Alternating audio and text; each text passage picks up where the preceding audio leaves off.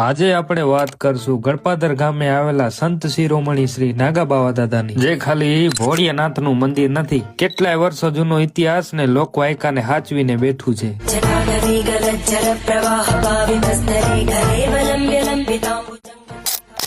આજથી 400-500 વર્ષ પહેલા ચારે બાજુ દરિયો અને વચ્ચે નાનકડું આ નેહડા જેટલું ગણપાદર ગામ, અને એ ટાઈમમાં આમર જાડેજાના આ ગામમાં રાજ રજવાડા હતા। ચારે બાજુ દરિયો એટલે ગામમાં મીઠા પાણીની બહુ તકલીફ। ગામથી થોડેક દૂર જંગલ જેવું, ત્યાં લોકો બળદ અને પશુ પાવા જાય। ત્યાં લોકોની નજર એક બાવાજી ઉપર પડી। બાવાજીએ જમીન ઉપર એક પાટું મારીને પાણી કાઢ્યું ને બળદને પાણી પાયું, અને આ વાત આખા ગામની અંદર અને રાજની અંદર ફેલાઈ। ગામના લોકોએ બાપુને રોક્યા અને રોકાવા માટે બહુ આજીજી કરી, અને એ વખત રાજાને શેર માટીની ખોટ, અને આમ બાપુએ રાજાને આશીર્વાદ આપ્યા કે તારા ઘરે એક નહીં પણ બે કુંવરના જન્મ થશે। એ ટાઈમમાં બાપુએ કુળદેવી શ્રી હિંગળાજ માતાજીના પણ એક અને બેસણા કરે, અને આ શ્રી હિંગળાજ અત્યારે કળિયુગમાં પણ સાક્ષાત પરચા પૂરે છે।